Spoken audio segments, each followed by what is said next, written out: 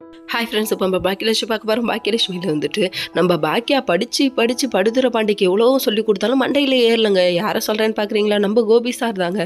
உட்கார வச்சு கண்ணா அப்படி கண்ணா இப்படி கண்ணா நீ இப்படி தான் இருக்கணும், அங்கே தான் இருக்கணும் அப்படின்னு சொல்ல எப்படி புரியலையே அப்படின்ற மாதிரி அதுதான் இது அப்படின்னு வந்து நிற்கிறாரு. என்னடா அப்பா மனுஷா அப்படிங்கிற மாதிரி ஆயிடுச்சு.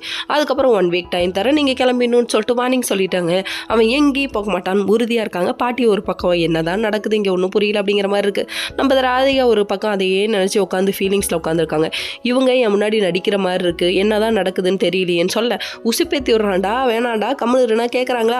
அவங்க அம்மாவே கூடயே இருந்து உசுப்பேத்தி விட்றாங்க. இது தெரியாமல் இருக்காங்க. ஐயோ ஒரு பக்கம் அப்பாவை பார்க்க வரலாமா வேணாமான்னு யோசிச்சுட்டு வந்து நிற்க பார்த்தோன்னே நம்ம ராதிகாவுக்கு கோவம் வந்துருச்சுங்க. இவங்கள்ட்டலாம் எதுக்கு பேசிகிட்டு இருக்க, இவங்கெல்லாம் நமக்கு நல்லது நினைக்கிறவங்க கிடையாது சொல்லிட்டு பாக்கியாவை திட்டி விட்றாங்க. என்னடா அது எது நடந்தாலும் நம்மளை திட்டுறாங்களே அப்படிங்கிற மாதிரி ஆயிடுச்சு. நீங்கள் வாக்கிங் போனதெல்லாம் நான் பார்த்தேன், ஏன் முன்னாடி இப்படி பேசுகிறீங்க பின்னாடி இப்படி நடந்துக்கிறீங்கன்னு கேள்வி மேலே கேள்வி கேட்டாங்க. அட காட்டெருமைக்கு போகிற காட்டெருமை அரைக்குறையாக பார்த்துட்டு ஏன் என் உயிரை வாங்குற அப்படிங்கிற மாதிரி இருக்குது. அதுக்கப்புறம் வீட்டுக்குள்ளே போனவங்க அதே கோவத்தோடு உட்காந்துருக்காங்க. அந்த டைம் பார்த்து தன்னாலும் வந்து ஆடு தலையை கொடுக்குதே அப்படிங்கிற மாதிரி ஆயிடுச்சு. கோபி வந்து டீ போட்டு காஃபி போட்டு கொடுக்குறேன், நீ குடி, உனக்கு யார் இருக்கா காஃபி போட்டு கொடுக்கன்னு சொல்கிறாரு.